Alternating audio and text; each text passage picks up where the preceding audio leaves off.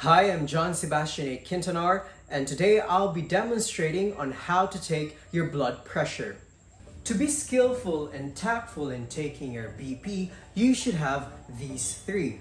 First is your sense of hearing, next is your sense of seeing, and lastly, the sense of feeling or touching. Basically, knowing what it sounds like while simultaneously looking at your manometer on which the pointer falls on a certain numerical value while also manning your air cock or your air valve will make you a diligent BP taker, which will also give you the right BP reading. You might be wondering, what does it sound like? Well, basically, the sound that you will hear is called your Korotkov sounds. Here's an audio visualization of how it sounds like.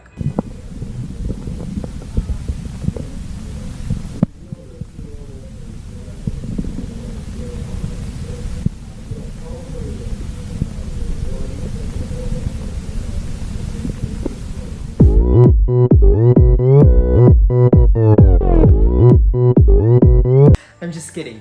Here's what it actually sounds like.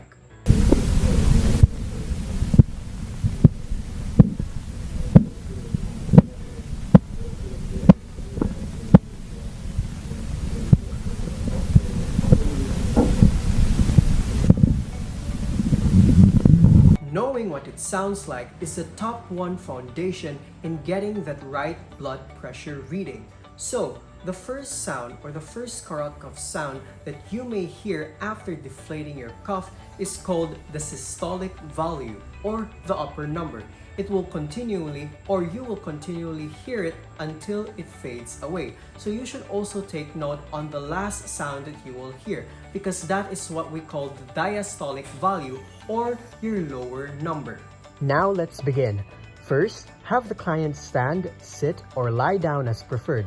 Give 15 minutes rest if the client came in from a long walk under the heat of the sun for a long time or from an exercise. Do not forget to introduce yourself and state the purpose of what you are doing. Next, position the client's arm, ideally the left arm, at heart level with palm up exposing the patient's forearm. I aesthetically fold the sleeve exposing the arm. Why aesthetically? Because nursing is an art. Next, you place the deflated cuff around the arm with a tubing over the brachial artery approximately 1 inch or 2 finger breadths using your middle finger and your pointer finger as measurements above the creases that is found in the middle of your arm, which is also called the antecubital fossa. You also follow the rule: unroll as you cuff and roll as you uncuff.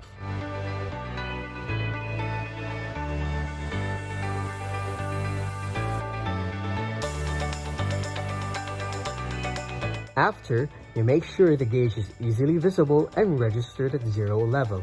Moving forward is you locate the brachial pulse.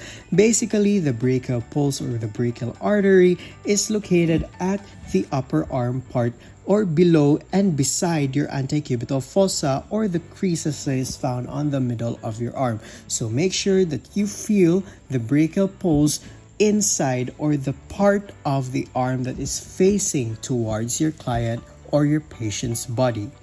And after locating such a brachial pulse, you place the diaphragm of the stethoscope over the site of such strong pulse. Next is you close the air cock or valve of the rubber bulb, then inflate the cuff until the needle pointer rises at 160 mmHg or 30 mmHg above the likely systolic pressure of the client. Afterwards, you deflate the cuff slowly and gradually to allow escape of air from the said cuff, keeping the eye at level of the indicator. You regulate it at the rate of 2 to 3 mmHg per second.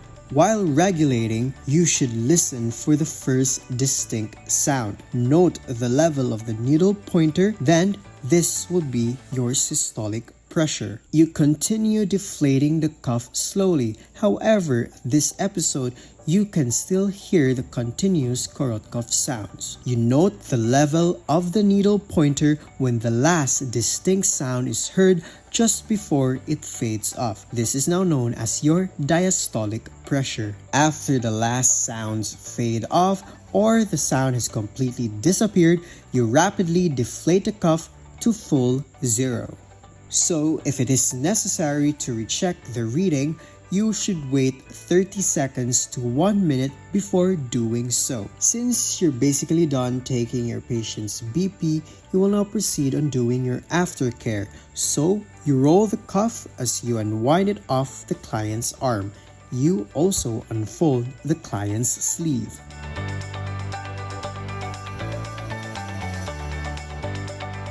And then basically, you write down your readings for proper documentation and inform the patient about the said BP readings. You always be respectful and have the courtesy to say thank you.